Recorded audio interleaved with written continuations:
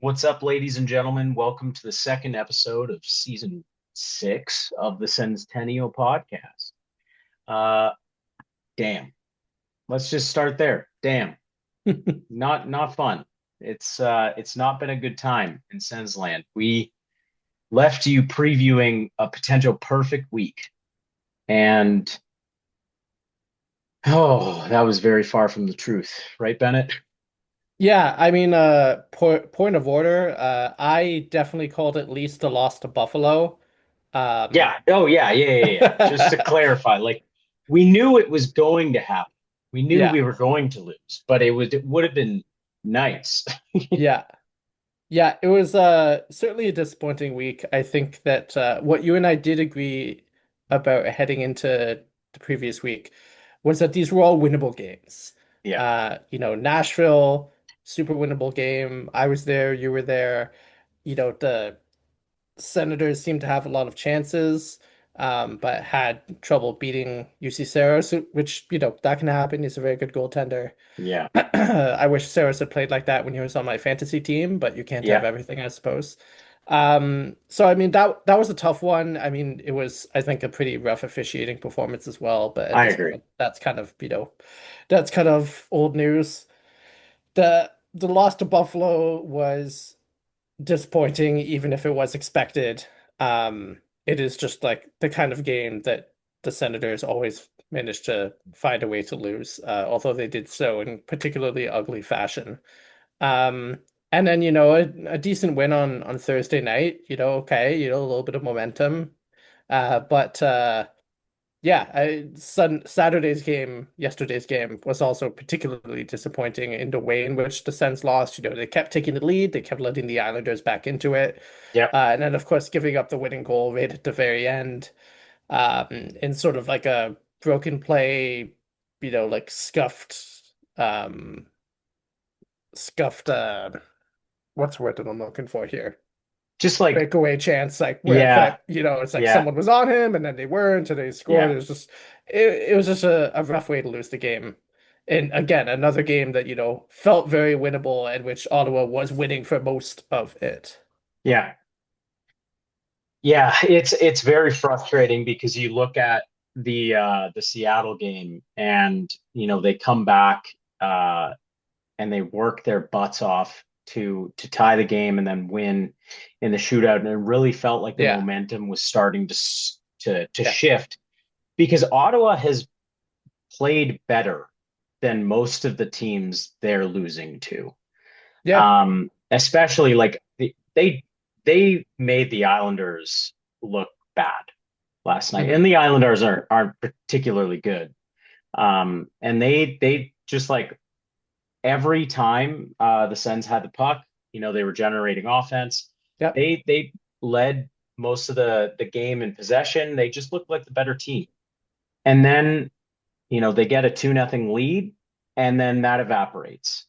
They get a 3-2 lead, that evaporates. They get a 4-3 lead, that evaporates. And then that I feel like that fifth goal just just is a microcosm of every problem that the Sens have had all season. Yeah. Bobbling puck, Jordan Spence gets beaten, and probably that's the worst play Jordan Spence has had all season. And obviously, it's a tough one because it cost Hmm. us the game. But I remember walking home and people were like, "Oh, Linus Allmark should have had that," and blah blah blah. And it's that one I don't like. It's a tough play because if he's going to have to open his legs to move to one side or the other if he's shuffling. If Hmm. Anders Lee gets him moving, he's going to open his legs. Yeah. And then he gets beat 5-hole, and like that's the Hmm. reality. Yeah. But before that, it's the goals 4 and 3 and 2 were all because the entire D zone coverage collapsed. Hmm. It was like they just forgot how to play defense, and it was generally. I feel like the lines have just been they were in the blender last night. Hmm. I They had really no were. Yeah. idea. I had no idea what line was what. Like Eller was playing with with Kaliev at one point. Eller was playing with um, Amadio. Like these guys were all over the place, and I felt like you cannot get a rhythm once you've got guys in the blender, and these guys just collapse, and Hmm. then they get to score. Yeah. So it was a rough game for that for sure, and Allmark needs to play better, but I'm not hanging that loss completely on his stall because Hmm. that's a team loss when you Yeah. are consistently breaking down defensively Hmm. and letting the Islanders they get a three man break. They collapse the D and they get a shot from 25 feet out and it's in the back of the net because Allmark screened. Hmm. Just so tiring. Yeah.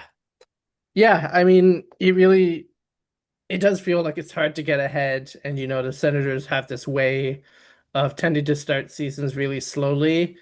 Um, and I understand that it's a marathon, not a sprint, and that, Yeah, it can, all it takes is, a good week, a good month of results to potentially turn things around. But it's just, and I know that some of the players have talked about this before as well. It's like it's hard starting in a hole, whether it's in on a game by game basis or a season by season basis. yeah, And it feels like the Senators always seems to start their seasons in the hole. yeah, Um, which Yeah, it's an unfortunate situation to be in, I mean, obviously, as well, in the time since we've last recorded, hearing the news that Brady Tkachuk had surgery on his hand, so now it's yeah, going to be, 6 to 8 weeks until he's able to play again, not the 4 weeks that we had originally, which, to be fair, was kind of like a ballpark estimate at the time. yeah, So he's going to miss, a good amount of games, which again is rough because this is not a super deep forward core that we have. We're deep at some positions. Ottawa actually has pretty good center depth.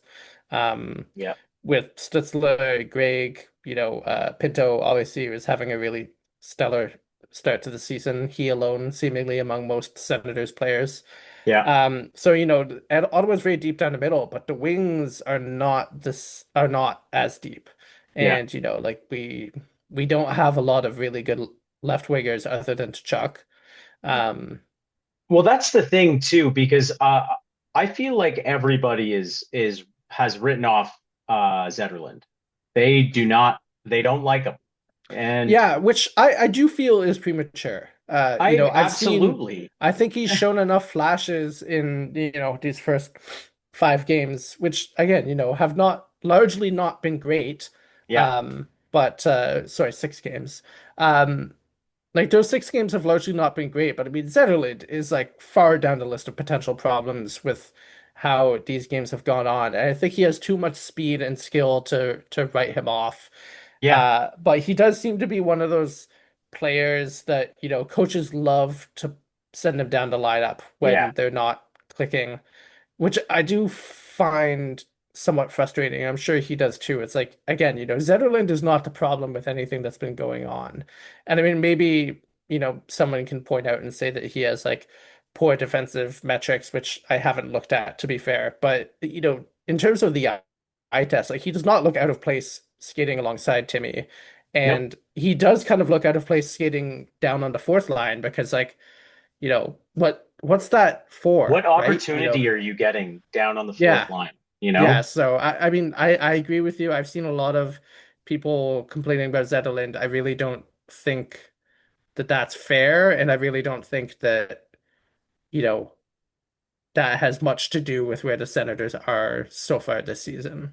I also think, and it's been pointed out by multiple people that Fabian Zetterlund has not played on his natural side, or Mhm. sorry, the side that he prefers. He has not played left wing, Right. and And I mean, hey, with Brady out, what do you have to lose by putting him there? honestly, like I feel like this is where you start to see some of the um, shortcomings of Travis Green.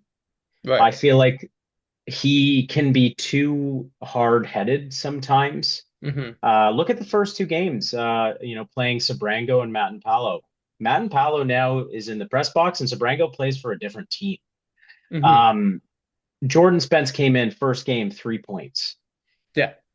Uh, Listen, I think there are times when Travis Green has been very good, but there needs to be a conversation about it. It also does feel like he stunts offense a bit.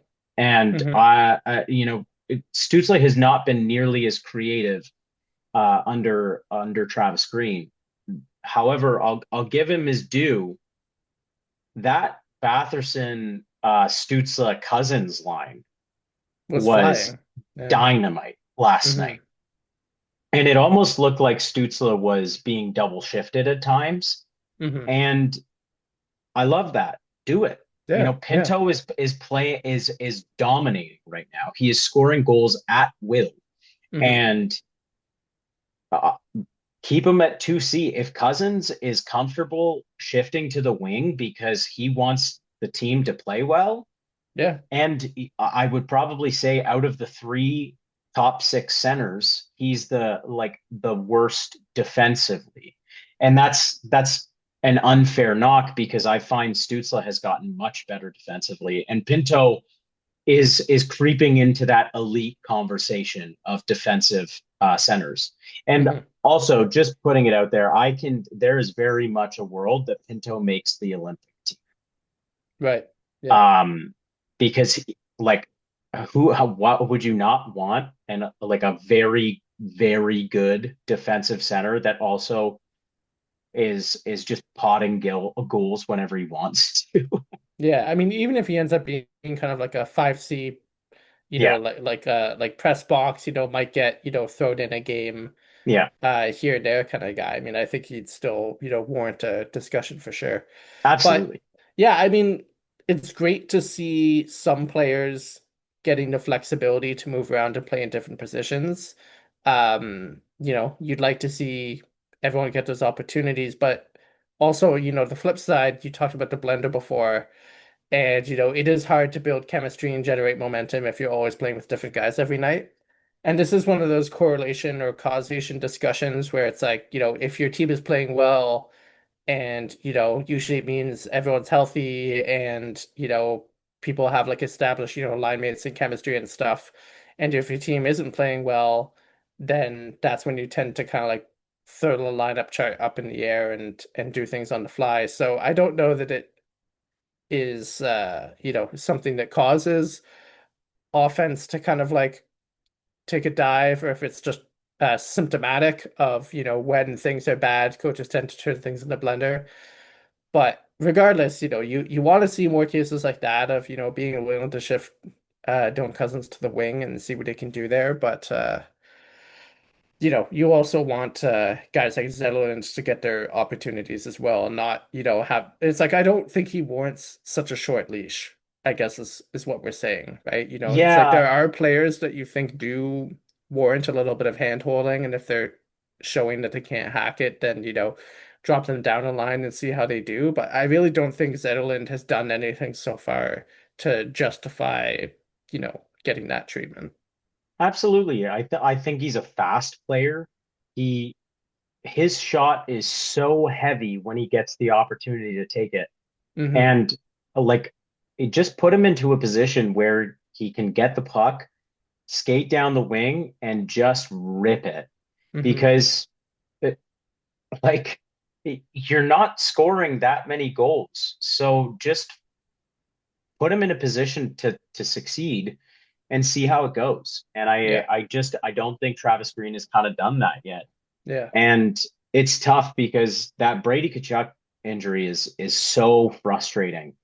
Hmm. I wrote about it on the Senstennial blog. It feels like Tkachuk has his offense has kind of stagnated the past couple Hmm. of years. Definitely declined being a point per game player to now last year he had like 50 points. Hmm. And he's a player that can do so much more, but like it's very frustrating. And uh, at the time when Batherson was coming back into the lineup and Kachuk was leaving, I'm thinking to myself, well, Batherson drives play just a bit more. Hmm. and that'll be good for the offense. But at the same time, you're losing all of the intangibles of Brady Tkachuk. So 8 weeks at the longest point is definitely tough, but 6 weeks takes you right into the early early December, and that's that's tough. Losing your captain, and yeah, that's Yeah. really hard. It's tough because, if previous seasons are anything to go by, it's entirely possible to find yourselves totally out in the cold by Yeah, December yeah, already, right? yeah, If things don't pick up, I mean, I know it's only 6 games in the sense of two for four, or yeah, like 2-4 after six yeah, games. You know, it's not like full-blown crisis mode yet, I don't yeah, think, but equally, I don't know where kind of like the cavalry is coming from, yeah, right? It's like, it's like we don't really have anyone who's willing to like we don't really have anyone, in the minors that could, come up and make an impact yeah, as a forward, right? yeah, When we have an injury like that, our wing depth was always a little bit suspect. So now we're kind of like taking from our center depth and adding it to the wing. It's just like it's a long time to go when things were already off to a bit of a shaky start.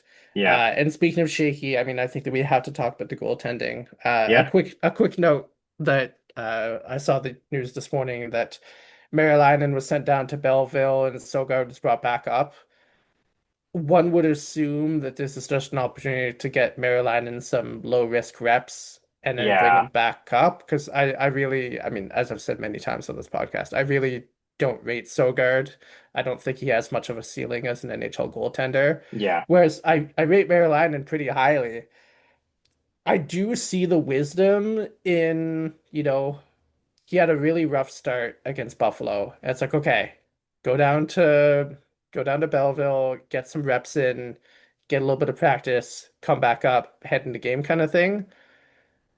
But also, I mean, like, he has shown he can do it at the NHL level. yeah, And if he's going to continue to have, success in his young career, he's gonna have to do it at the NHL level. It's like we kind of don't care if he plays well in Belleville at this point. Like it's not important. Um, so much as like, every loss feels magnified at this early stage of the season, I feel like if you want Marylander to figure it out, he kind of has to figure it out up here yeah. in Ottawa. But I mean, that's just my take.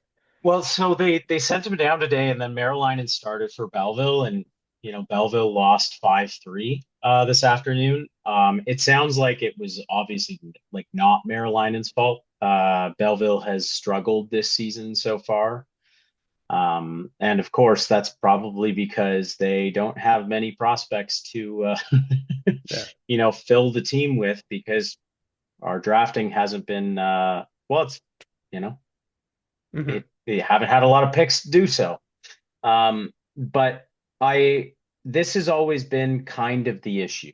I went into this season, I loved the idea of Marylinen's potential and the potential of this tandem of Allmark and Marylinen. And I Hmm. even wrote about the fact that there's a potentially like Allmark Swayman situation here where Maryline comes in as the young goalie, and Allmark kind of gets to instill his wisdom upon Maryline. Hmm.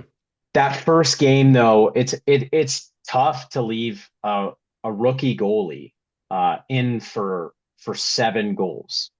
Yeah. I understand the thought process behind Travis Green leaving him in. You don't want your starter for the next day to go in, lose some goal, give up some goals, and lose his confidence for the next game. But at the same time, Allmark's a vet. He's professional. He knows how to do it.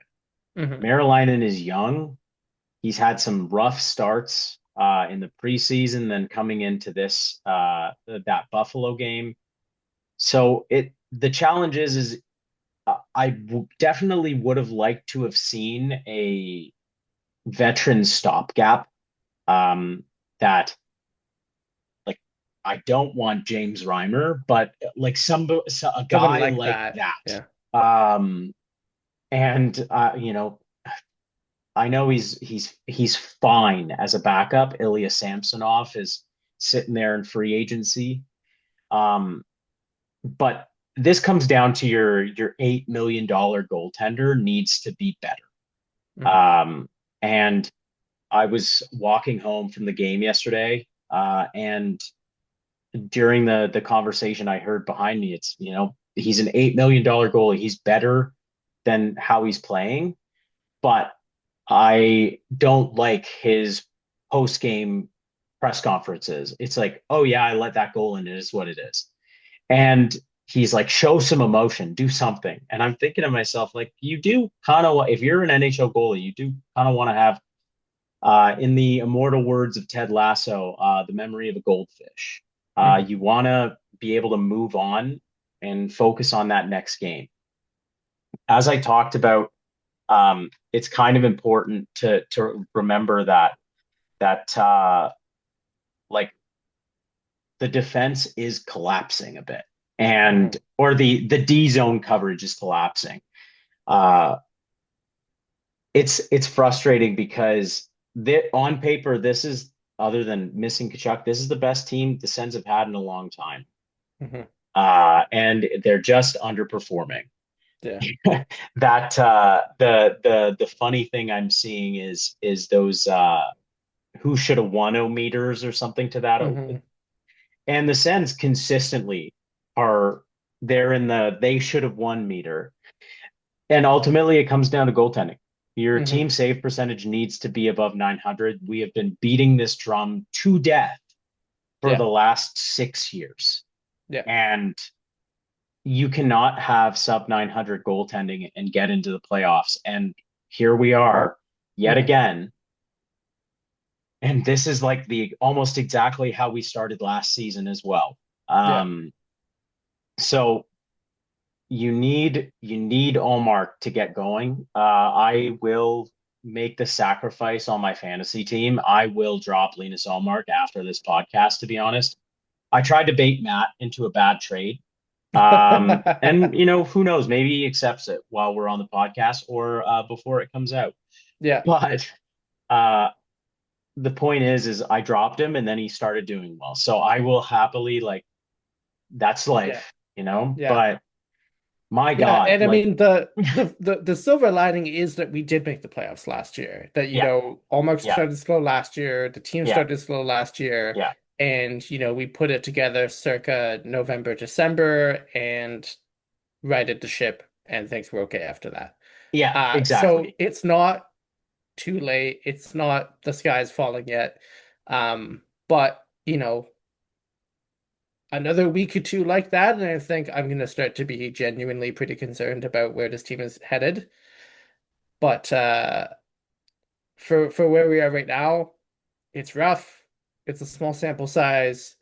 Where a couple of solid all-mark performances and a couple of more, Shane Pinto first star performances away from Absolutely. having, an even record, right? So Yeah, it's until the hole's a little bit bigger, there's really not too much we can do about it at this point. yeah. And looking ahead to this coming this coming week, we've got the Oilers on Tuesday, who are basically the Ottawa Kryptonite. Yeah. Like, I think we beat them last year at one point, but Hmm. it never feels like they actually can. Then they have the Flyers on Thursday, and that you look at that, and that should be an absolutely winnable game. Yeah. You need to beat the Flyers, Hmm. quite honestly. And then you have the Capitals on Saturday. And Hmm. I look at the Capitals this season, they're not getting the goaltending that they were getting last year. The last time I checked the score earlier today, they were losing to the Canucks 4-0. Right. So if you can get 2 wins this week, you're very much right back in it. Yeah. And you need to get, Yeah. because God forbid, like, it's one of those things that, like, the Atlantic keeps it keeps moving ahead. Like, the Red Wings got their fifth win of the season Hmm. this today against the Oilers. So that gap starts to grow pretty significantly, Hmm. and everything needs to come together. But like to me, the most important thing is uh, Linus Allmark needs to remember that he is a Vezina winning goal. Yeah. And, I mean to answer the random stranger whose thoughts you were, hearing after coming home from the game yesterday, I actually have consistently liked Allmark's attitude in press conferences.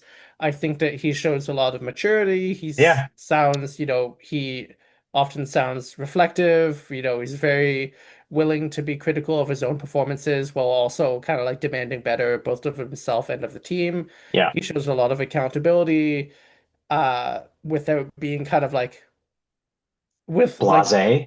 yeah, exactly. It's like Yeah. I think he walks a nice line between um I think Addison Barger just hit a homer. Oh, Yeah, baby. Yeah, everybody, for while we're nothing. recording this, the Jays are playing, and we have been very much also kind of locked in on that Yeah. too. Yeah. Yeah, sidebar there. He just hit it into the second deck. It's 4-0 So now. it's for nothing. Yeah. This was like right after Clement hit a triple that was like inches away from going out as well. So Oh, anyway, off to a yeah, don't want to jinx anything yet, but that's looking yeah, promising. yeah, In before, that we put this episode after another eighth inning collapse. Anyway, yeah. Pain. Ottawa Senators, Linus Ullmark. I think he has that right combination of accountability and humility and willingness to like be critical about his own performances without dwelling on it. And like you can Yeah, tell that like he'll be like, yeah, I played like crap tonight and the team needs to be better and I need to be better, but he won't like stew in it. And I think that that's the kind of like the perfect attitude for a goalie. So I personally have no issues with his like approach to media or his approach to his like mental approach to games. I think he just needs to lock in. yeah, And we know he can do it. yeah, He has played well in an Ottawa Senators uniform for extended periods last season. We know that he's capable of kind of like putting it back together on the fly mid-season. And so I have faith. We just, it's hard when you only have 6 games to look at. yeah. Absolutely. And you just hope that he can kind of bounce back, just be the goalie that we know he can be. I would love to see a little more consistency with those forward lines because I do think you should keep that Cousins, Stützle, Batherson line together, and then Hmm. play Pinto on that second line. Put Fabian Zetterlund on his wing, and then put Claude Giroux as the right winger, and try that. Let Ridley Gregg be a third line center for a little bit, Yeah. because he can be. So Hmm. you put Ridley Gregg together, you put Michael Amadio and David Perron.